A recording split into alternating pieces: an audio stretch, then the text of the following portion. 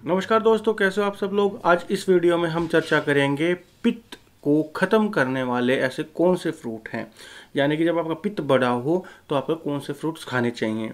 तो ऐसे मैं कुछ फ्रूट्स बताऊंगा।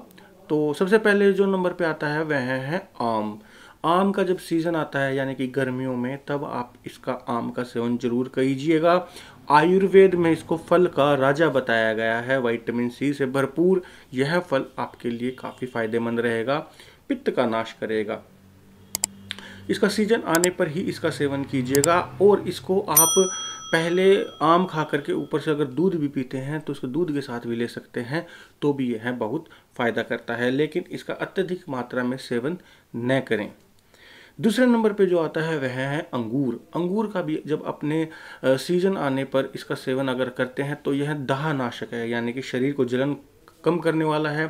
जितने भी शराब पीते हैं लोग और उनके अंदर जो मद विकार आते हैं उनको ख़त्म करने वाला है, लीवर की गर्मी को कम करने वाला है, पित्त नाशक है। तो अंगूर का भी सेवन जब अपने सीजन पे आए तो इसका सेवन भी आपको जरूर करना चाहिए। तीसरे नंबर पे आता है आंवला। आंवला का फल अगर आपको मिल जाता है कहीं से, मंडी से या कहीं से भी कच्चे फल, तो एक कच्चा फल आप रोजाना सुबह खाली पेट भी पी सकते हैं, या फिर इसका रस का सेवन भी आप कर सकते हैं। अगर इसके सीजन पे आने के बाद अगर आपको इसका कच्चा फल ना मिले तो आप इसके चूर्ण का इस्तेमाल भी कर सकते हैं। उससे अगला जो फल आता है वह है अनानास। अनानास का भी आप कभी कभार सेवन कर सकते हैं। यह भी विटामिन सी से भरपूर होता है। यह बेसिकली जो पित्त की तेजी होती है, जो रक्त वाहिनी की तेजी होती है, हाई बीपी में जो हमारे जो रक्त वाहिनी में जो पित्त होता है वह बहुत तेजी से प्रेशराइज होकर चलता है, उसको कम करता है। तो अनानास का भी आप सेवन कर सकते हैं, यह भी बहुत अच्छा रहता है। उसके बाद जो पित्त को कम करता है अगला फ्रूट है वह है चीकू।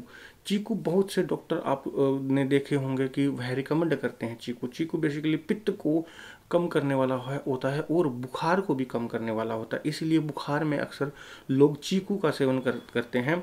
चीकू बेसिकली जो पित्त नाशक जो चीज़ होती है वह उस फ्रूट के अंदर पाई जाती है, और जो पित्त को बढ़ाने वाली जो चीज़ें होती हैं वह चीकू सारी चीज़ें उनको कम कर देता है। तीन तरह के बुखार बेसिकली होते हैं, वैसे तो बहुत तरह के होते हैं। तो तीनों दोषों की प्रवृत्ति बुखार में पाई जाती है। तो जिस बुखार में पित्त की अगर अधिकता है तो खास करके चीकू उसमें काम आता है और शरीर की जलन को भी दूर करता है। उससे अगला जो फ्रूट आता है वह है सेब। An apple in a day keep the doctors away. आपने यह कहावत सुनी ही होगी, क्योंकि यह हमारी इम्यूनिटी को बहुत ही ज़्यादा बढ़ाता है और पित्त को भी यह कम करता है। लेकिन जिनको खांसी जुकाम है, कफ है, तो यह कफ को बढ़ा देता है। लेकिन जो सेब है वह पित्तनाशक है और लगभग ये 12 महीने ही मिल जाता है। तो सेब का इस्तेमाल आप जरूर कीजिएगा। इसको सलाद के रूप में इसके ऊपर हल्की सी काली मिर्च भी लगा छिड़क कर खा सकते हैं, तो भी यह बहुत ज़्यादा फायदेमंद रहता है। उसके अलावा अगला जो फ्रूट आता है पपीता। पपीता हमारे पित्त को तो कम करता ही है, साथ साथ हमारी पाचन शक्ति को भी बढ़ाता है, कब्ज आदि को भी दूर करता है। और पपीता भी लगभग 12 महीने रहता है हमारे लगभग पूरे भारत देश में ही है, आपको कहीं ना कहीं मिल जाता है। उससे अगला जो फ्रूट आता है वह है नाशपाती, या उसी का जो जुड़वा भाई होता है बाबूगो से, उनका भी आप सेवन कर सकते हैं। इनका पर्टिकुलर सीजन आने पर इनका सेवन जरूर कीजिए। इनको आयुर्वेद में अमृत फल कहा गया है। तो यह भी इम्यूनिटी को बढ़ाता है और पित्त को नाश करता है। इसके अलावा अगला जो फल आता है वह है केला। केला के अंदर हालांकि पानी की मात्रा कम होती है, लेकिन यह पित्त को बिल्कुल कम कर देता है। हाई बीपी के लिए भी बहुत अच्छा है। जो भी कमज़ोर लोग हैं वह जो अपना वेट गेन करना चाहते हैं और साथ में पित्त का नाश भी करना चाहते हैं, हाई बीपी का नाश भी करना चाहते हैं, तो उनके लिए केला किसी रामबाण से कम नहीं है। तो केले का भी सेवन आप नित्य कर सकते हैं।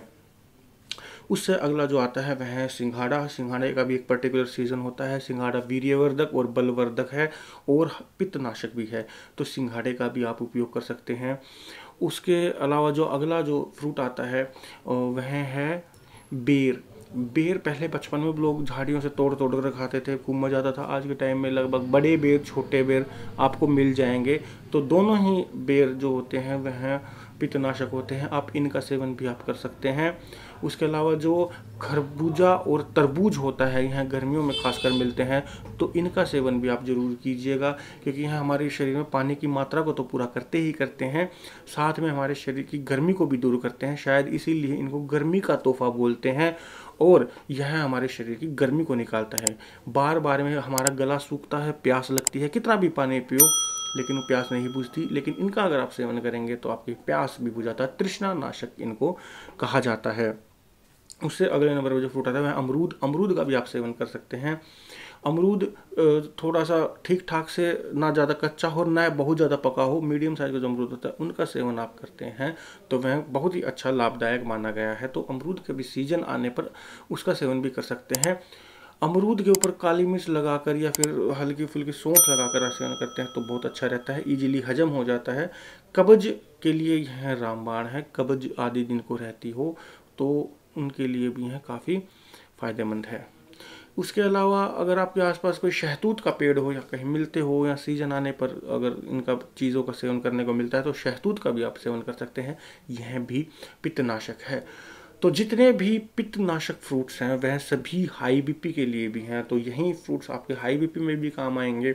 यही सारे फ्रूट्स अगर आपके शरीर में गर्मी बहुत बढ़ गई है तो उनके लिए भी काम आएंगे। बार बार अगर आपको प्यास लगती है, गला सूखता है, तो भी यही सारे फ्रूट्स आपको काम आएंगे। तो मैं आशा करता हूँ लगभग सारे फ्रूट्स जो पित्तनाशक वाले होते हैं वह मैंने आपके साथ साझा करे हैं। मैंने इसके ऊपर अपना ब्लॉग भी बना रखा है, आप मेरी वेबसाइट पर जाके भी देख सकते हैं, मैं लिंक डिस्क्रिप्शन में दे दूंगा।